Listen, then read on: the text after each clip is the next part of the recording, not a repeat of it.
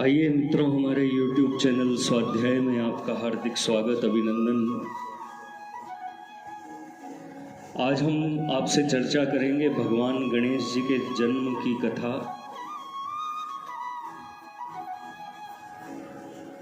अगर आपने हमारे चैनल को लाइक और सब्सक्राइब नहीं किया है तो आपसे निवेदन है, कृपया चैनल को लाइक और सब्सक्राइब अवश्य करें। करुणा सिंधु बंधु जन जन के सिद्धि सदन सेवक सुखदायक, कृष्ण स्वरूप अनूप रूप अति विघ्न विदारण बोध विधायक, सिद्धि बुद्धि सेवित सुषमा निधि नीति प्रीति पालक वरदायक।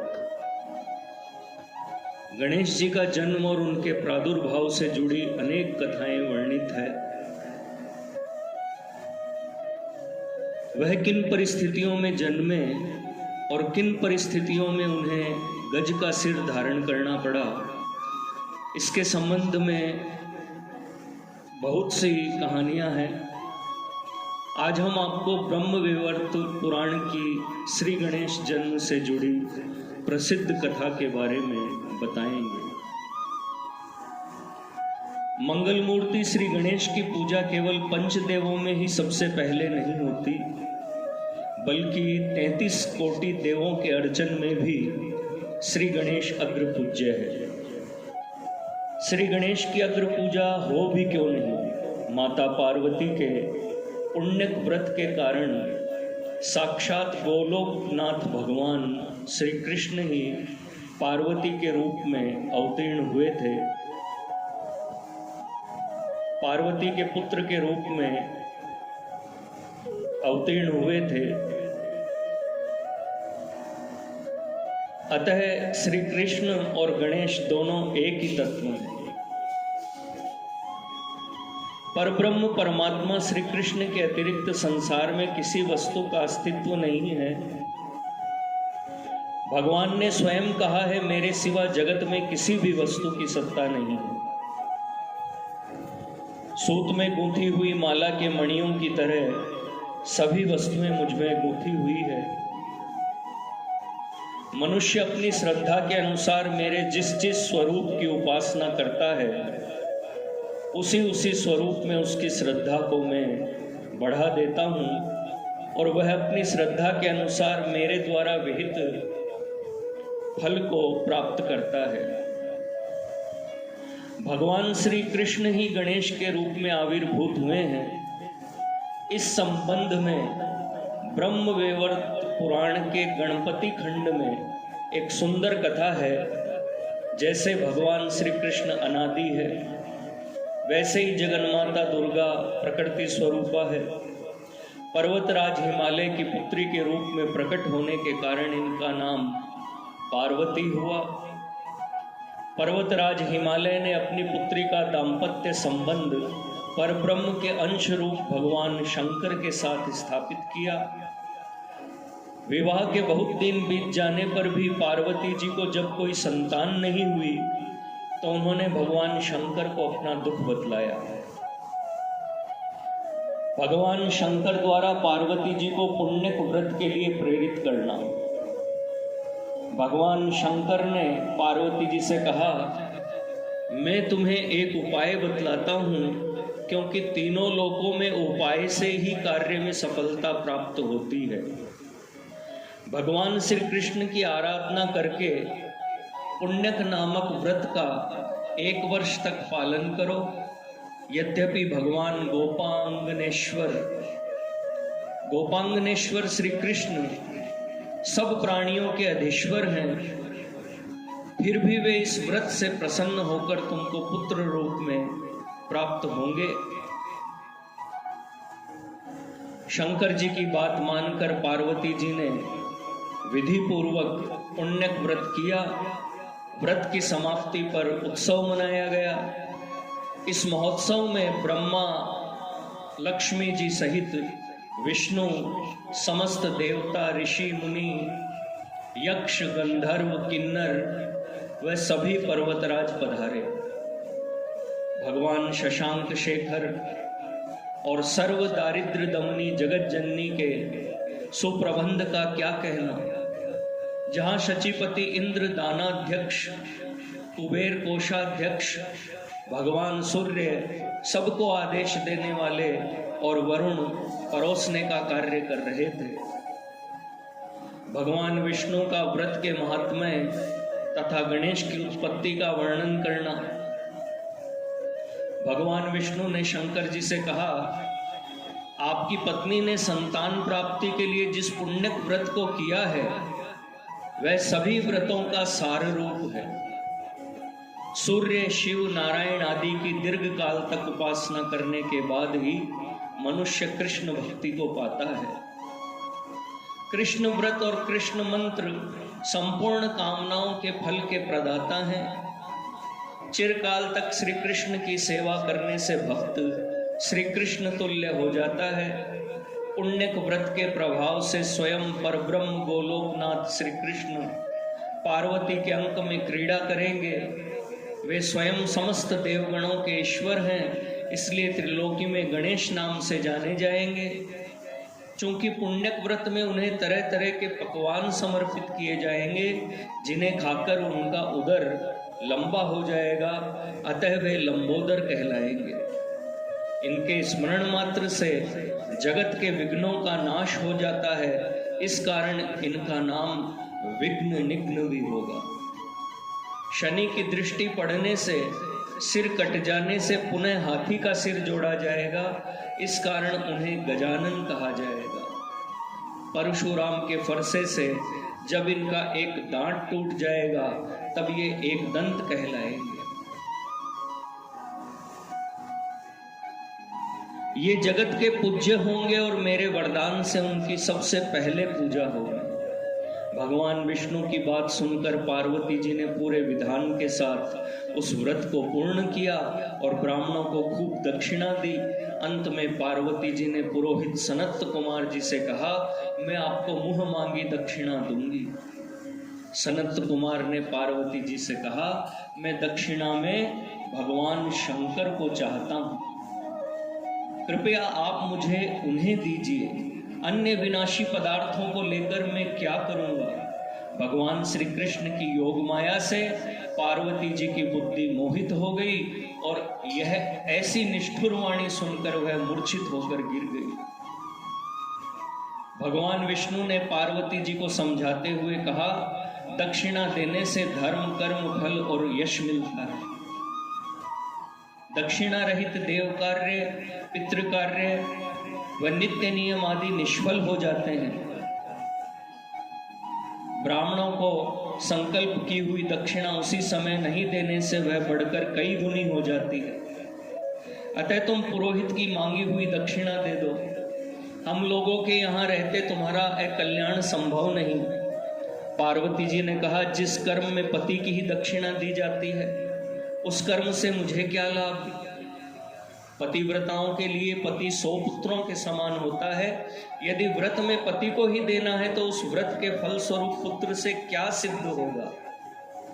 माना कि पुत्र पति का वंश होता है, किंतु उसका एकमात्र मूल तो पति ही है।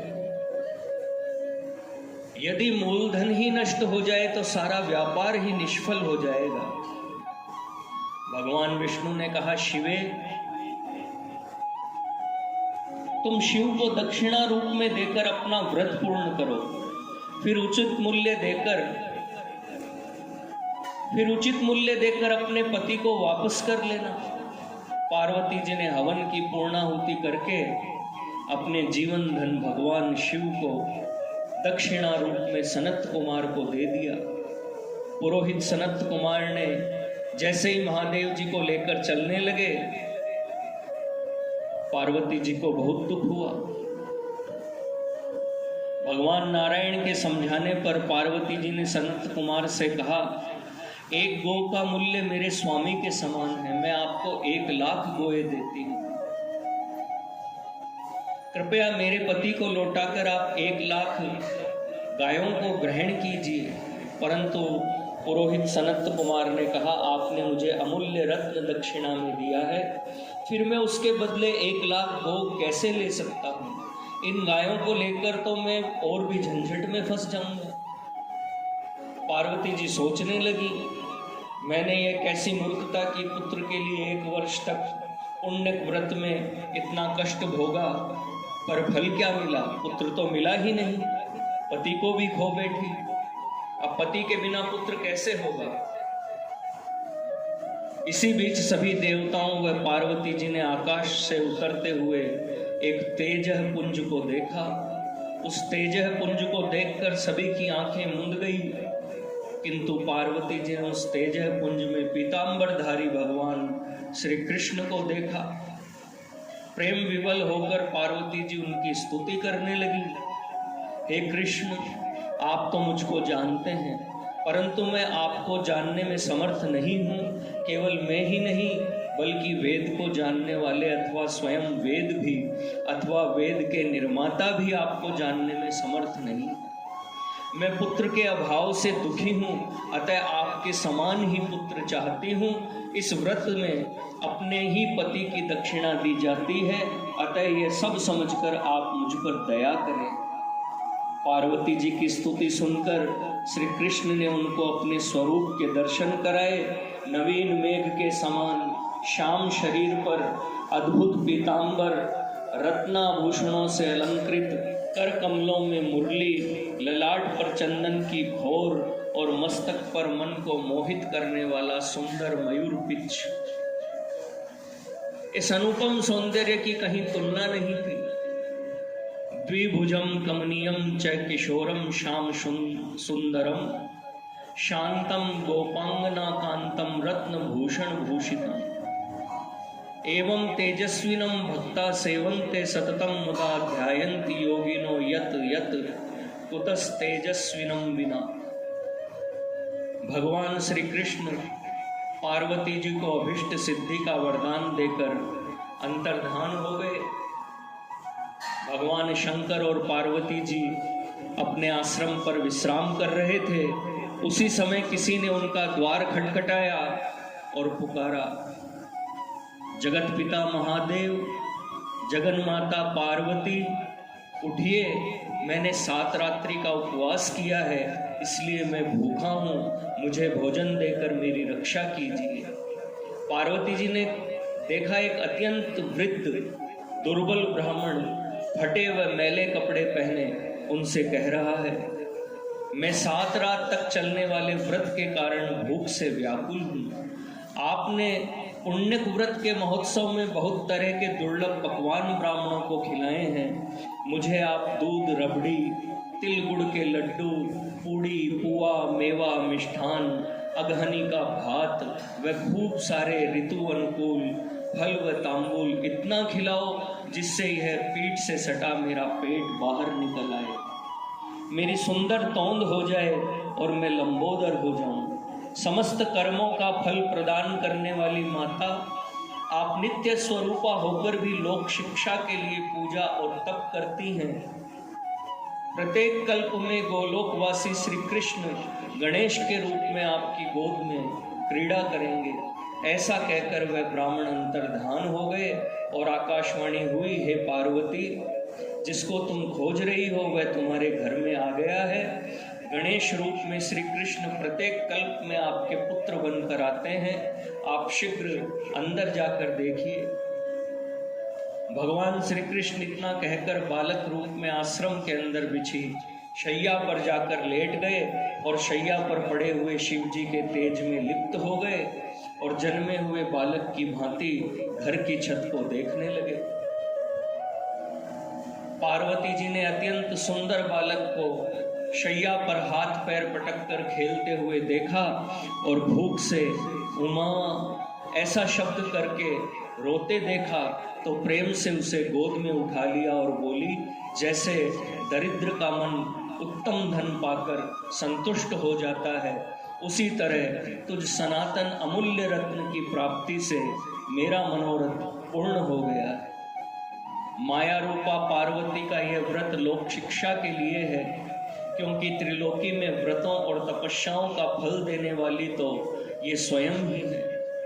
इस कथानक का यही संदेश है कि कठिन लक्ष्य को भी मनुष्य अपनी अथक साधना और निष्ठा से प्राप्त कर सकता है। मित्रों, यह थी गणेश जी के जन्म की कथा, भगवान गणेश के जन्म की कथा और भगवान शंकर द्वारा पार्वती जी को पुण्य व्रत के लिए प्रेरित करना, भगवान विष्णु का व्रत के महात्म्य तथा गणेश की उत्पत्ति का वर्णन करना,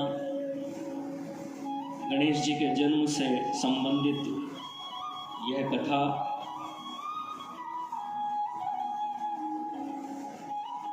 अगर आप लोगों ने हमारे चैनल को लाइक और सब्सक्राइब नहीं किया है तो आपसे निवेदन है, कृपया चैनल को लाइक और सब्सक्राइब अवश्य करें। धन्यवाद।